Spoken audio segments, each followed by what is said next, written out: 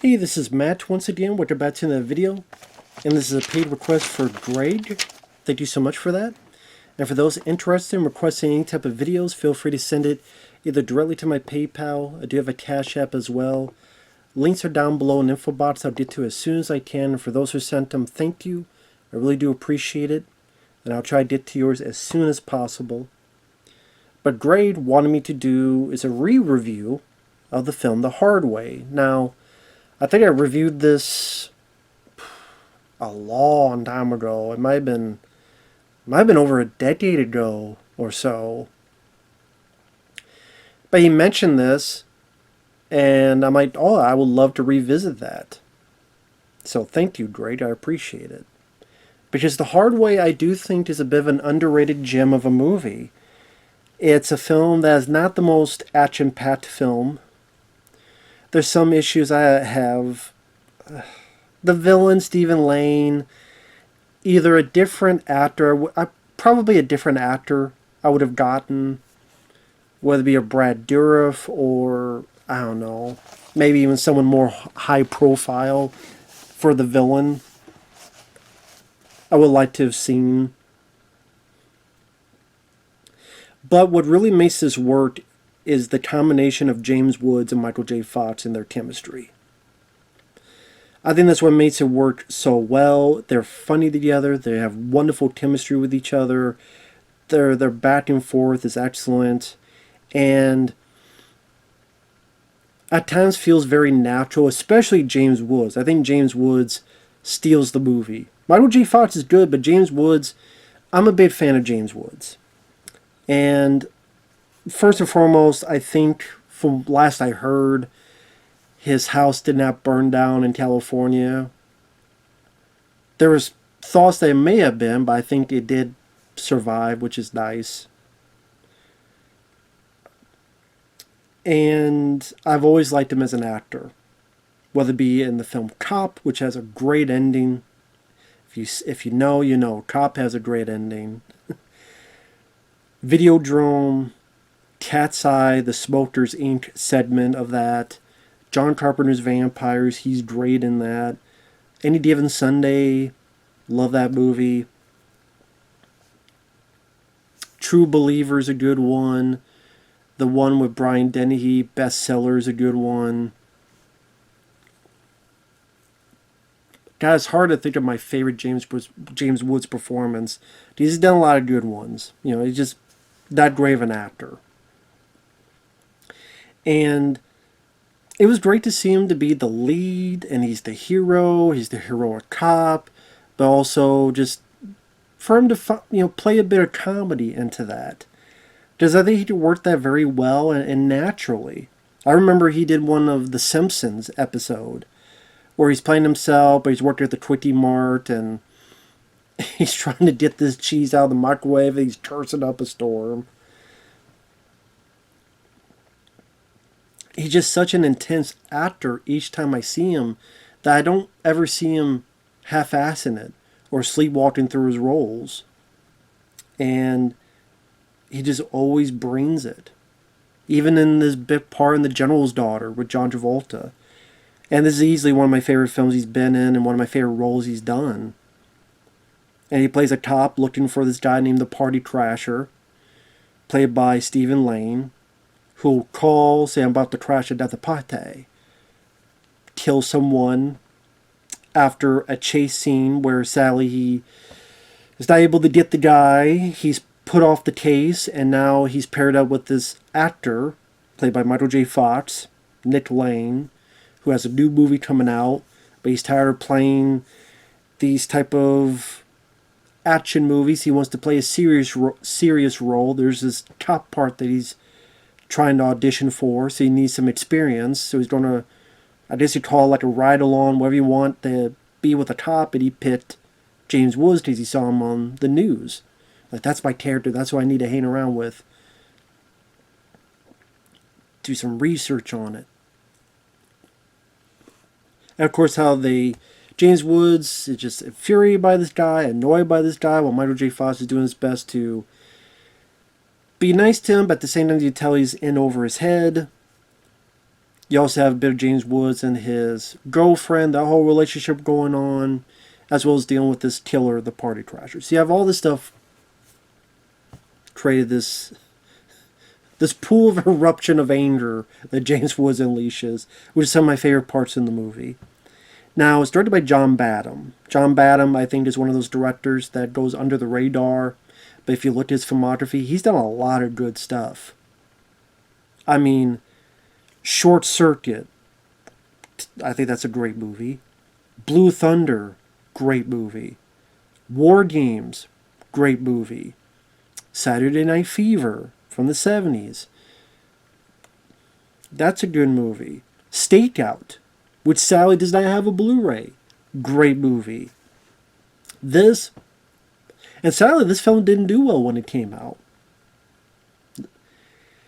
Maybe these two were not really thought of as box office stars. I mean, Michael J. Fox had Back to the Future, but,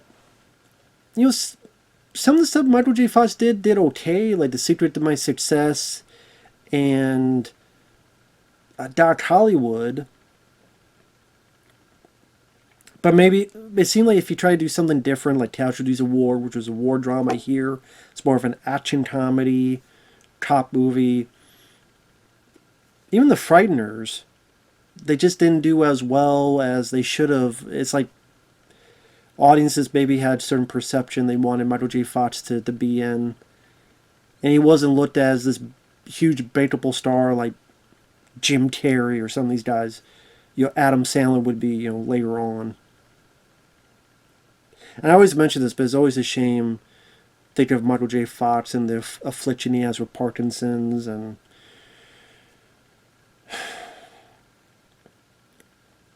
I think it was around this time period that he found out that he had it.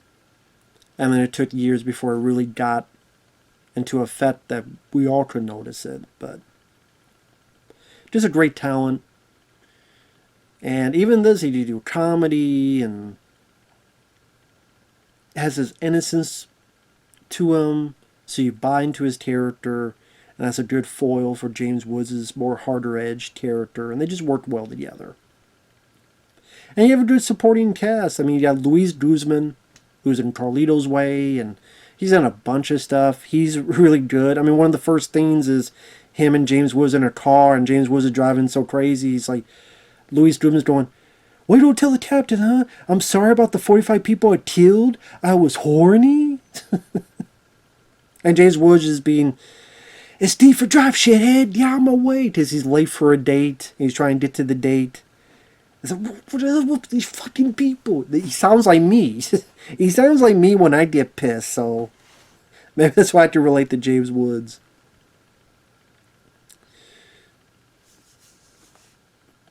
And so you have Luis Guzman, you got LL Cool J, which I think they at first hired him because they're going to use this song at the end. Mama said, "Knock you out." Mama said, "Knock you," which one of my favorite songs from him. But I just say, hey, this guy has a little bit of something to him, so they gave him more scenes throughout the film. Delroy Lindo, great actor. He plays James Woods' boss, the captain. Annabella Sciorra as the girlfriend. She does a good job. And then her daughter is a very young Christina Ricci. Always amazes me just how young she looks. Because, I mean, not too long. Well, it was around this time where she would get the Addams Family. But I just really damn, she's so damn small and young in this movie. You almost not recognize her. So, I mean, it's not a big role, but it's nice to see Christina Ricci in there. Again, the only one in the cast I do not like, and is one of my few problems with the film, is Stephen Lane. Now, Stephen Lane, I've seen in other stuff, and I don't mind him in. Like, he's great in VFW. I liked him in that movie. If you've never seen VFW, that's definitely an underrated bit. It's a siege movie. Some other well-known actors. Like, just look up VFW film; it's a pretty good one. But at this time, it's also the way he played the character. He played it fairly campy, like very bit like over the top, but not fun in the way of like Wesley Snipes and Demolition Man. Like that's doing that well, or Russell Crowe in Virtuosity. This is more. Like, he's like two shots away from being in Batman and Robin with Arnold and Uma Thurman, like kind of almost like that type. And I don't know, like I'm trying to think of who you could have gotten. I mean, for 1991, I mean, whether it be maybe Willem Dafoe in this time period, Willem Dafoe could have been maybe good, or like I said, Brad Dourif. I think he could have been pretty good, or trying to think who else. I mean,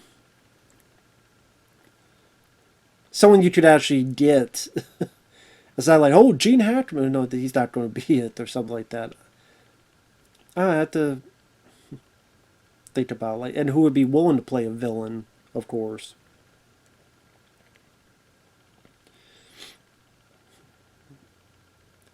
Christopher Walken would have been interesting, or I almost want to say like Dennis Leary, someone like that, if he would be willing to do it. Hell, Andrew Dice Clay. Like after Ford Fairlane, he plays a bad guy.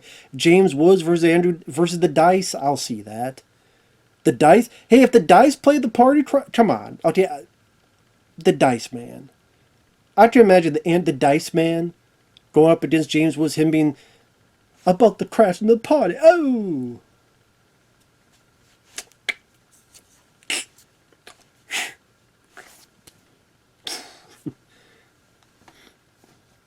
My vote's for the Dice Man. Yeah.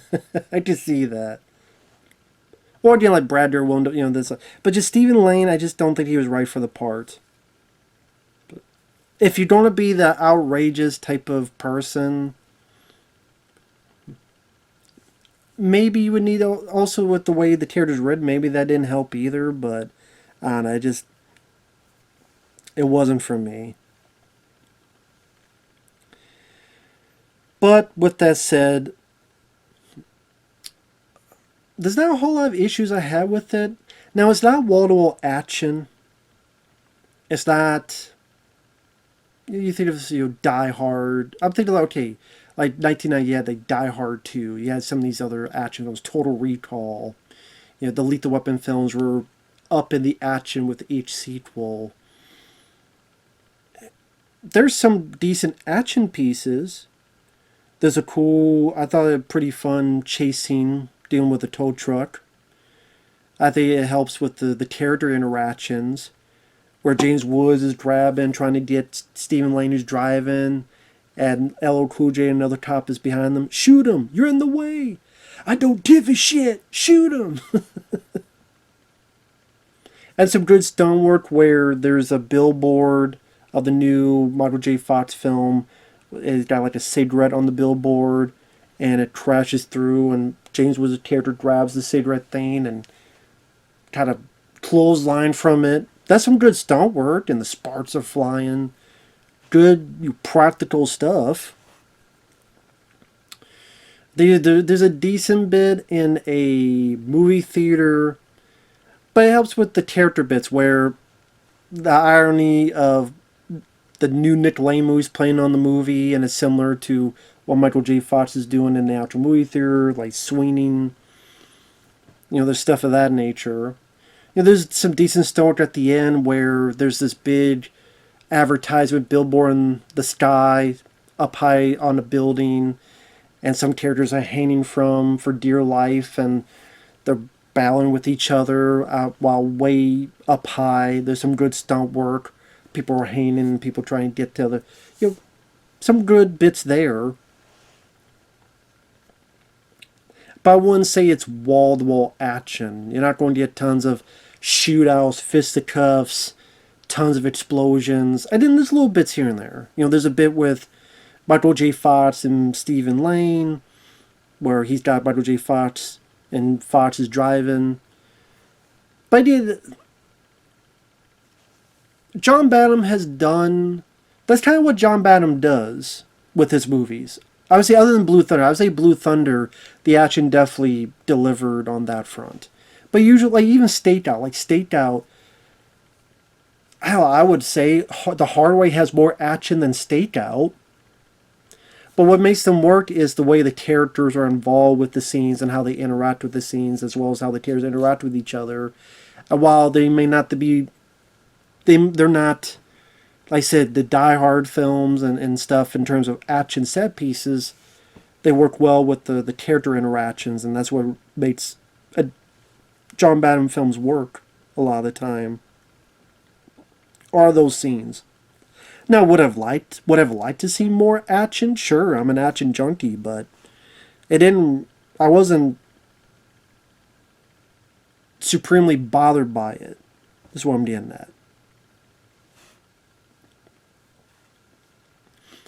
I love the sort of shots it takes at Hollywood when we see Michael J. Fox for the first time, and he's like, "I'm the only one that wants me to grow up." And Penny Marshall, may she rest in peace, who directed Jumpin' Jack Flash. She directed League of Their Own. She's Michael's manager. And just how pristine and spoiled he is, and he's got such a great place, and multiple remotes that you can't turn on TV, and certain bits of dialogue they have with each other about the business. Oh, they want Mel Gibson for this part. Oh, is it a butt movie, huh? Do I have some butt shots in it?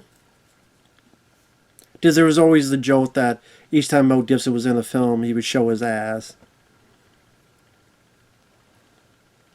Which I'm like, I don't know if it was as often as people made it out to be. At least, or maybe I just didn't notice.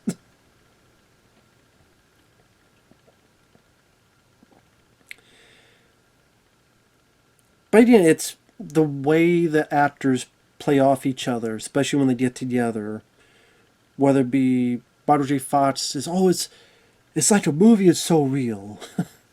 And just how angry James Woods gets. Like, "Now if you took my tongue and tied to you back to your car and rolled me naked through broken glass, and we don't deal with this guy." Or when they're in the car and Michael J. Fox says, "When do I get a gun?" And it's like, "Yeah, maybe when my asshole learns to chew gum." I thought that was a pretty good line from James Woods. Or showing Fox about a fraud dog, which is a hot dog with French fries, which I don't know. I mean, I've never tried that, but I just rather have them separately. But how he's doing stuff, and Michael J. Fox keeps copying. It's like, "Stop it!" It's like tearing around a goddamn mirror around. And he does the cigarette, and then Michael J. Fox does it, it bounces off. It's just, "Stop it!" And like James Woods has some good lines in this and dialogue. Like, "Hey, okay, my job is not the same as you, okay? You did 17 takes to get it right. We did one to get it right. And it lasts a lifetime." And Michael J. Fox hears all this and "That's fucking great. Hey, I have a tape recorder. Can you put it on? Huh? Can you say it again?" So, I mean, Michael J. Fox walks a fine line where he's got to be the Hollywood star that doesn't get it, but not to be so annoying and irritating that he just comes off as such a doofus that you just, shut the fuck. But it's Michael J. Fox. He has that innocent charm that even though he's being this in over his head guy that just doesn't get it yet, he's not, at least I never found him aggravating or annoying or unlikable. Like, he doesn't get it, but it does seem like he means well at the same time.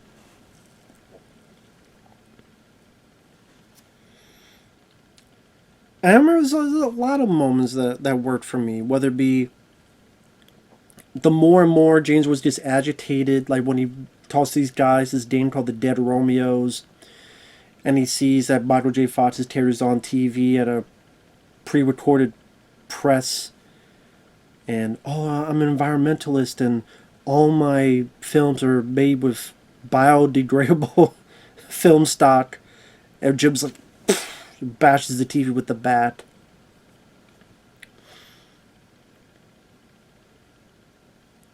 Or when he's trying to get this done and he's trying to be undercover, but he's like, no, listen, I got this guy following me. And he's like, okay, he's trying to take over my life. He's trying to be me. He's maybe even trying to get my girlfriend. Please, you gotta help me here. He really sounds like he's at wit's end in his acting to get this done. Or when Annabella Sciorra, the girlfriend, thinks Michael J. Fox is his partner, a cop, and this incident happens, and it's the aftermath, and she kisses his cheek, and James was like, "What? You kissed his face? You did that?" The way I'm explaining it is like hard to showcase that. It's just the way he says it, the way he infers just his outright anger.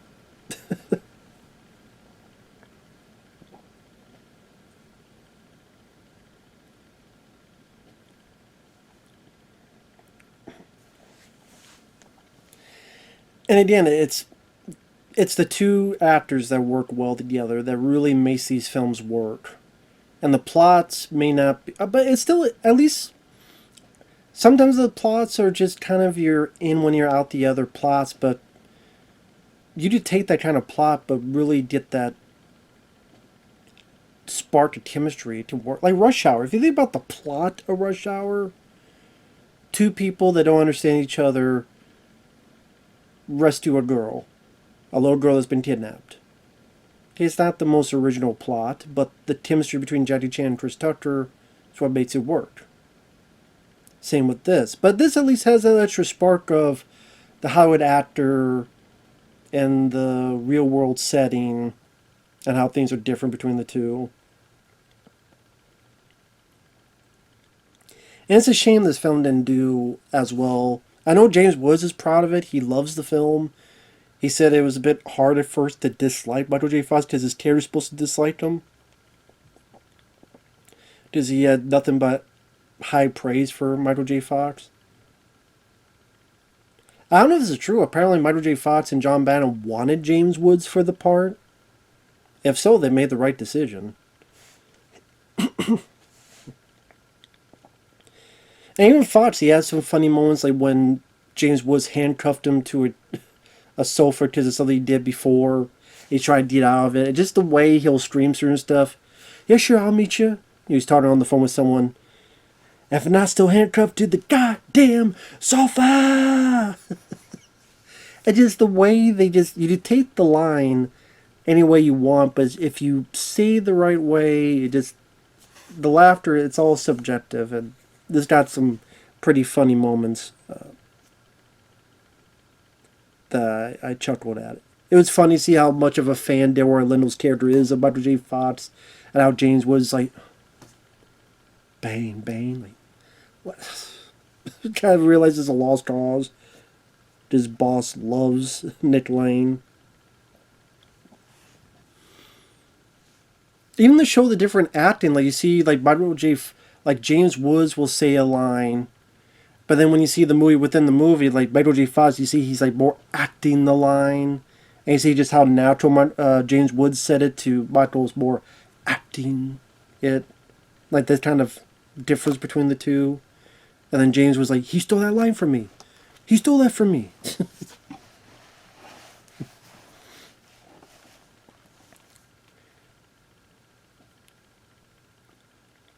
Now the score, I would say the other nitpick is the score is okay. The score is alright, but sometimes I thought the score...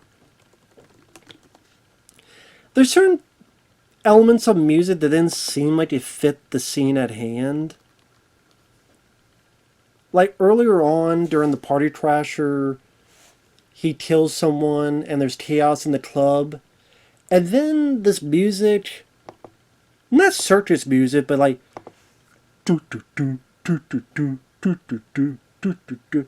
I just didn't know if he was the right guy. I mean, he worked with John Badham a lot.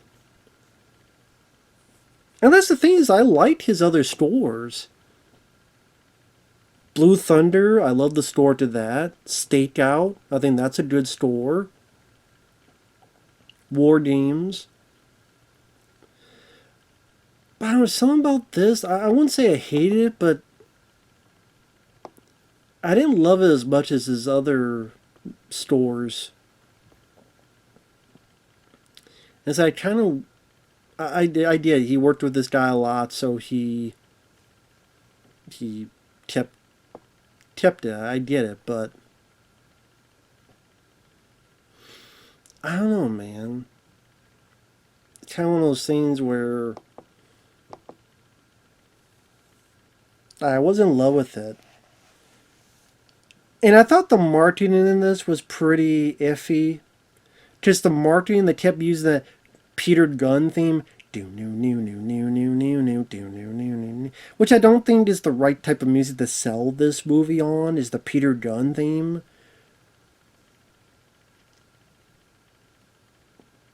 Oh, was it that? It sounded like it if it wasn't that.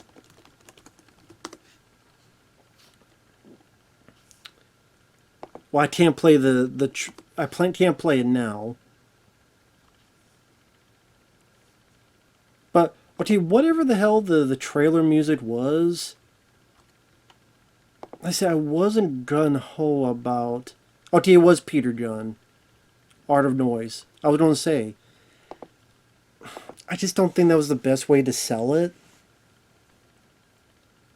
And then I think like the poster, I like the poster, but like Michael J. Fox has a gun and it says Bane. It made it seem a bit goofier than it is. Like, it's not goofy like it's an airplane film or something, so. I mean, it's not as maybe super serious as Lethal Weapon, but it still has that it's a buddy cop movie, but there's humor in it. And I don't know if it was the marketing worked the best on this film. I think the marketing kind of let it down a bit. Maybe that's just me. But it did get positive reviews. I know Roger Ebert really liked it.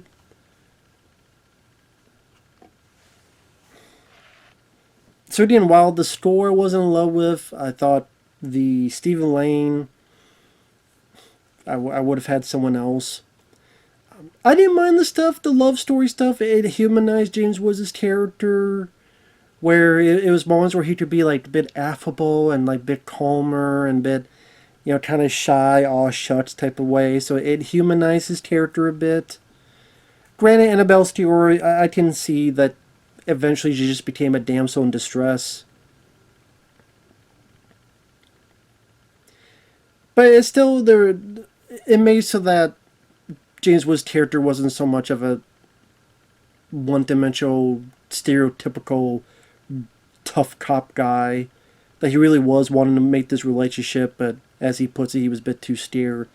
And like I said, while I do like Michael J. Fox, I definitely think James Woods steals the movie, at least for me, and is the outright star of the film.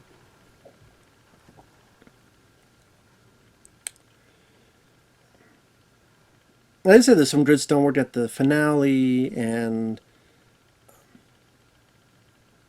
yeah, overall, I think it's a fun movie. I think it's a fun movie. If you like buddy cop films, if you like these type of movies, if you like these actors, it's definitely worth a look. It has a good sense of humor to it, and some good lines in there, good acting.